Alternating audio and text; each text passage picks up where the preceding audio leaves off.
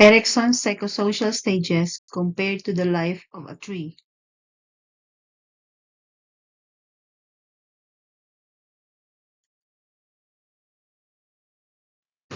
Seed, infancy, trust versus mistrust.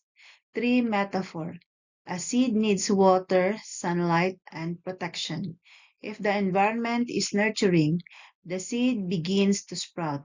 If neglected, it dries out. Human development. A baby needs consistent care, love, and safety. Trust grows when caregivers respond. Mistrust forms when needs are ignored. Young seedling, toddlerhood, autonomy versus shame. Tree metaphor. A seedling starts standing on its own. It tries to grow upward, develop roots, and stabilize itself. Human development. Toddlers want independence, feeding themselves, choosing clothes, exploring. Encouragement builds autonomy. Criticism creates shame. Growing sapling, preschool, initiative versus guilt. Tree metaphor. The sapling begins branching out.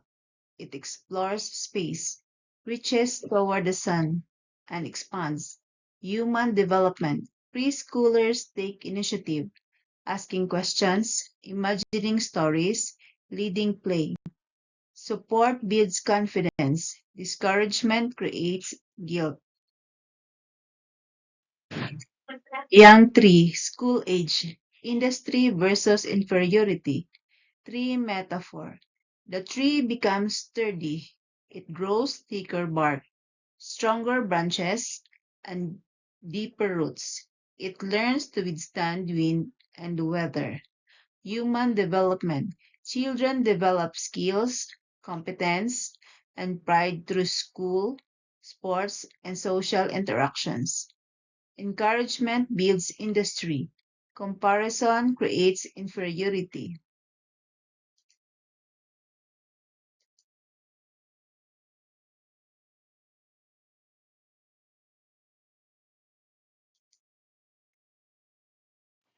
Maturing tree, adolescence, identity versus role confusion, tree metaphor. The tree begins to show its true form, tall, wide, unique. It discovers what kind of tree it is, maple, pine, cedar. Human development.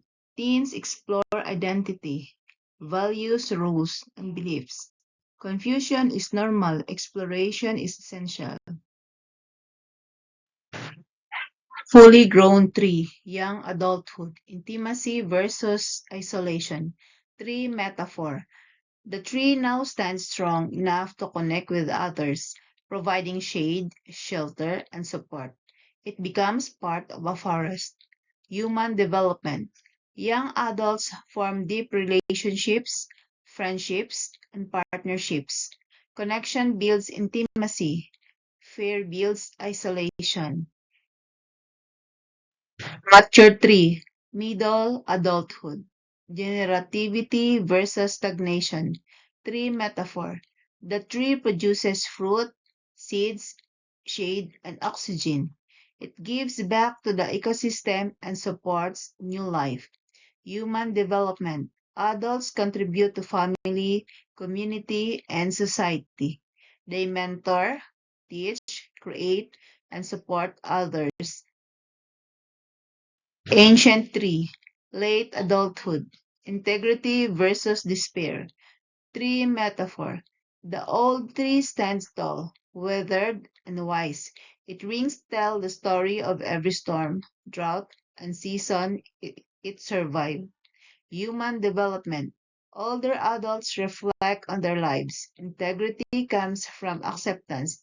Despair comes from regret. The tree that became alive. I begin as a seed, small, quiet, waiting, healed in the soil of someone else's hands. Trust is my sunlight, and without it, I never bake the ground. Then I sprout, a young seedling, shaky but determined. I lean toward independence, whispering, "Let me try, let me grow." Autonomy is the courage to stand on my own stem without snapping. I become a sapling, branches reaching, imagination stretching. I take initiative. I explore. I pretend. I lead. But guilt is the frost that tries to stop my growth. Still, I rise. Now I'm a young tree, roots deepening, bark thickening. I learn skills, build strength, discover what I can do. Industry is the pride of standing tall after the storm. Inferiority is the wind what whispers. You're not enough, but I keep growing. Then comes adolescence, the season of becoming. I ask the forest, who am I? My branches twist, turn, reach, trying on shapes, identities, futures. Role confusion is the fog, but identity is the clearing that finally lets me see myself. I grow into adulthood, a full tree now, strong enough to connect, to offer shade, to let others lean on me. Intimacy is the courage to let someone rest beneath my branches. Isolation is the fear of standing alone in the forest. Middle adulthood arrives. I bear fruit. I drop seeds. I give back to the soil that raised me. Generativity is the legacy. I live in the roots of others. Stagnation is the drought that comes when I stop giving. And finally, I become an ancient tree, weathered, wise. My rings tell stories of every storm I survived. Integrity is the peace of knowing I grew the best I could. Despair is the ache of wishing I had grown differently. But still, I stand, because a life is a tree, a seed, a sprout, a sapling, a forest of choices, a timeline of seasons, a story written in rings, and every stage, every crisis, every moment of growth is just another branch reaching toward the sun.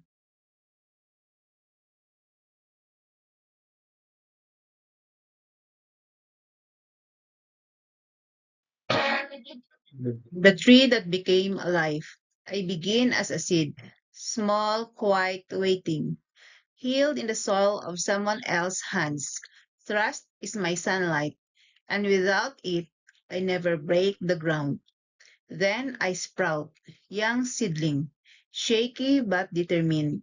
I lean toward independence, whispering, "Let me try, let me grow." Autonomy is the courage to stand on my own stem without snapping. I become a sapling, branches reaching, imagination stretching. I take initiative. I explore. I pretend. I lead. But guilt is the frost that tries to stop my growth. Still, I rise. Now, I'm a young tree, roots deepening, bark thickening. I learn skills, build strength, discover what I can do. Industry is the pride of standing tall after the storm. Inferiority is the wind that whispers, "You're not enough," but I keep growing. Then comes adolescence, the season of becoming. I ask the forest, who am I? My branches twist, turn, reach, trying on shapes, identities, futures. Role confusion is the fog, but identity is the clearing that finally lets me see myself. I grow into adulthood, a full tree now, strong enough to connect, to offer shade, to let others lean on me. Intimacy is the courage to let someone rest beneath my branches. Isolate is the fear of standing alone in the forest. Middle adulthood arrives. I bear fruit. I drop seeds. I give back to the soil that raised me. Generativity is the legacy I leave in the roots of others. Stagnation is the drought that comes when I stop giving.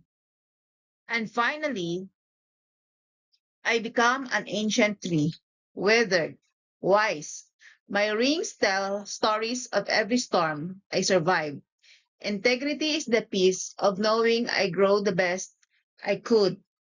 Despair is the ache of wishing I had grown differently. But still, I stand.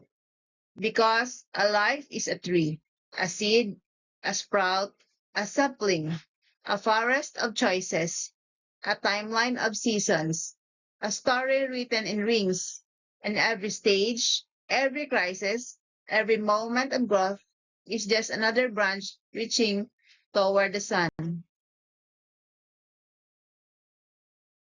Reflection. Like a tree, I'm learning to deepen my roots by understanding my values and experiences.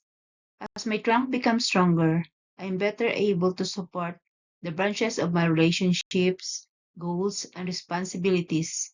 Even when storms come, I continue to grow.